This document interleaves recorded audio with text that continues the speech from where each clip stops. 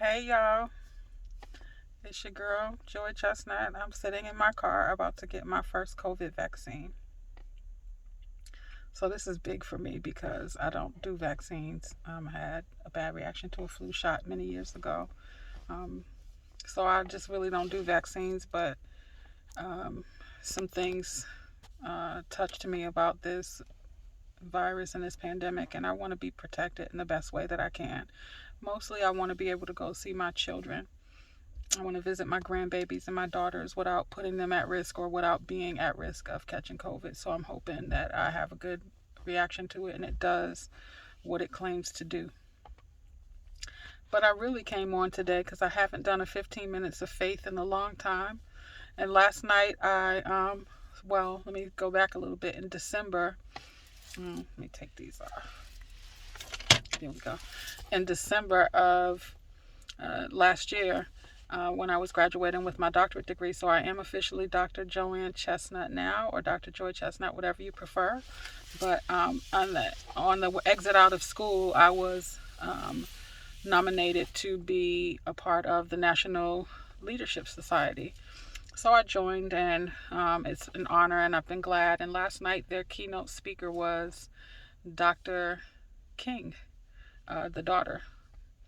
So I was really excited to know that she was coming on and that I would get a chance to hear what she had to say. And some of the things she says it touched me so much because I talk about it all the time, about being transparent, about being okay with who you are and where you are, about not connecting your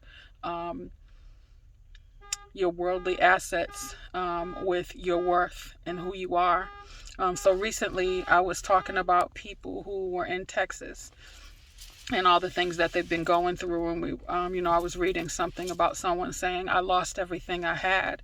And when I gave that some thought, I thought, I would probably feel the same way in that situation, that all the worldly possessions that I have were destroyed in a fire or water or whatever the case may be. But in my heart, I wanted to just reach out to that person and say, I know that you lost everything you had in the world, but all that we have is really inside of us. The only way we lose all we have is if we lose agency over ourselves. If we lose the ability to be transparent, if we lose the ability to be vulnerable, if we lose the ability to laugh at ourselves, if we lose the ability to be okay with our mistakes, if we lose the ability to face our past and face our fears, then you've lost everything that you have. Everything that you have is inside of you. You take it with you wherever you go. So that's why the one thing I never got caught up with in jobs and in employment situations is titles, directors, managers. I am a manager at my job, but there's been times when I walked away from jobs with the title of director because they were trying to strip something from me that wasn't up for option. Because I always know my title was my name that my mother gave me. Joanne Marie Magali is my name. And married or not, I am Joanne Chestnut today. I come with that title and I leave with that title, no matter what title the job gives me. I am a wife, I'm a mother, I'm a grandmother, I'm a sister, I'm a friend. I'm transparent, I'm real. I say ouch when it hurts. I cry when I'm sad. I yell when I'm mad. I'm okay with crying. I'm strong at times. At times I'm weak. At times I'm fearful. I have anxiety when things look overwhelming to me. I'm 5'8". When stuff looks 5'9", it gives me anxiety.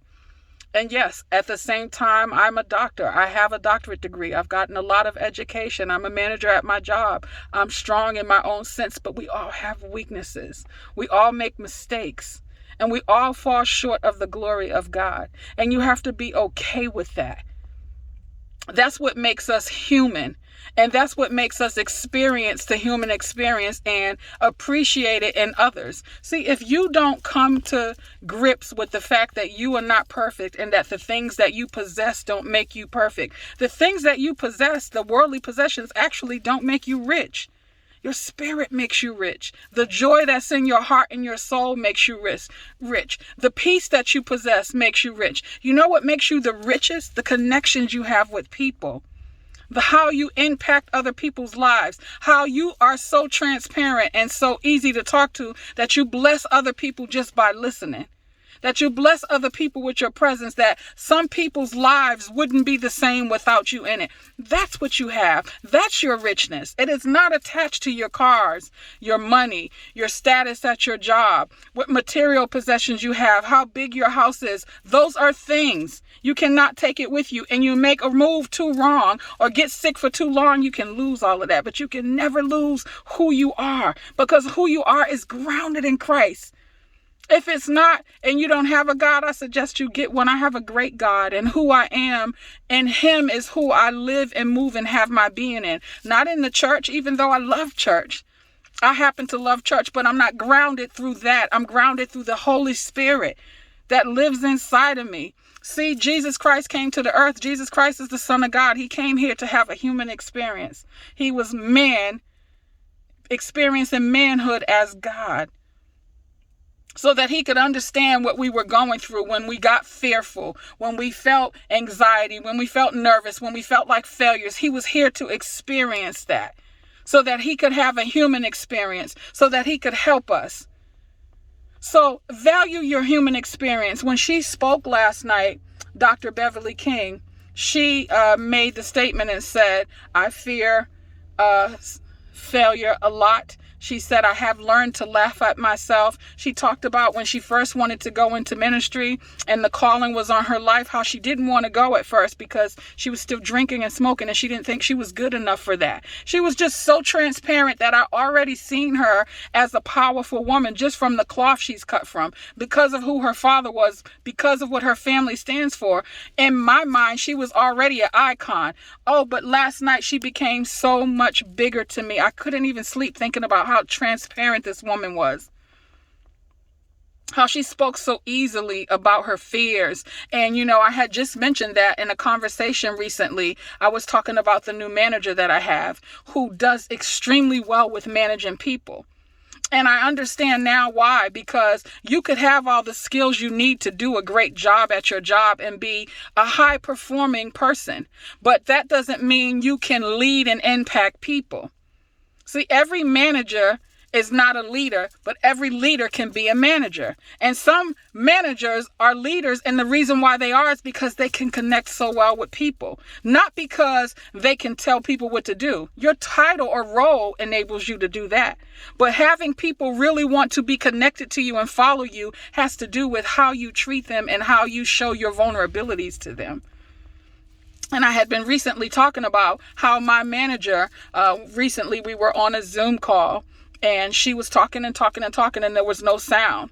And someone texted into one of the text boxes and said, I didn't hear anything you say. The sound is not on. And when she finally got back on, she made the comment. She said, you would think by now, we've been doing this for almost a year, I would have it figured out. I still don't have it figured out. And that might seem like something so simple, but it's not. It's something that I admire, because she's able to laugh, and she laughed about it, and she's done it on a number of different occasions. The other thing I noticed about her is that as a team, when one of us falls short or we forget to do something and one of the other leaders or from another department says something to her, guess what she does? She never says, well, I told Joanne that she should have done this. She says, that's my fault. And then she might come to me and say, next time we're going to do it this way. We should have done that. But she takes the fall for her people. She takes the brunt for the team. She takes that for the team, because she's not insecure about making a mistake or going wrong, because she knows that she can always correct her path. And I've been just learning so much about that lately. So I wanted to say, people who are healthy, who have a healthy psyche in their mind, they're healthy. They've healed from a lot of childhood trauma. She talked about the childhood trauma. She talked about how we meet people with change when people are angry over. She talked about a woman in Alabama who was really angry over the fact that someone that she knew had a Confederate flag in their yard. And so that she said that woman decided to meet with the person with the Confederate flag. And her question was, what does that flag really do for you? What does it make you feel? And she talked about how when you have opposition with somebody, you don't meet opposition with opposition. You don't meet anger with anger. And in order for us to communicate better, we got to communicate to understand and not to just be understood. And that spoke volumes to me. And I noticed that when I'm having a problem with someone, I want them to understand me. I really do. But I always take the time to reflect and try to figure out where they might be coming from. In fact, anybody who knows me knows that I'll come back and say, I can understand where you're coming from. I see how that might bother you, or why that might be an issue for you. Even if it's not an issue for me and I don't really understand it, I can still empathize and appreciate their perspective and point of view. But when you only see out of your eyes and you can't see anything else, you miss the mark of connecting relationships with people and connecting with people emotionally and spiritually. So you do have to be in a good place in your mind. You have to be healed in your soul and in your heart. Because if you have healing there, you'll help other people to heal. Because the one thing I know for sure is that hurt people hurt other people. When you see somebody constantly putting somebody else down and always have negative comments about other people's lifestyle, other people and what they do, other people's choices, guess what? Two things I know for sure. One thing is they keep that focus on other people so they don't have to look at their own shortcomings, and they have them. Believe me, when they're highlighting others, they're missing their own. And the two things I know for sure is that someone has done that to them and they haven't broken the cycle. They're doing what has been done. I take a good example. I used to cuss at my kids a little bit.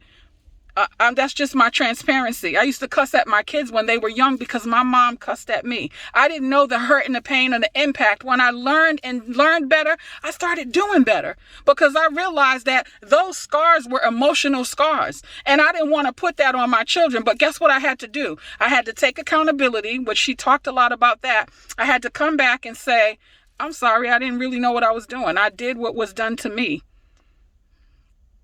And I had to validate my children by letting them know, I'm sorry, what I was doing to you was wrong, whether I'm your mother or not. Because if you don't do that, you teach them that if I'm your mother or father and I'm doing this to you, it's okay for the world to do it to you. So it's a confusing message to tell them to go out there and be strong. Don't let nobody tell you nothing. But then you talk to them like crap. You put them down.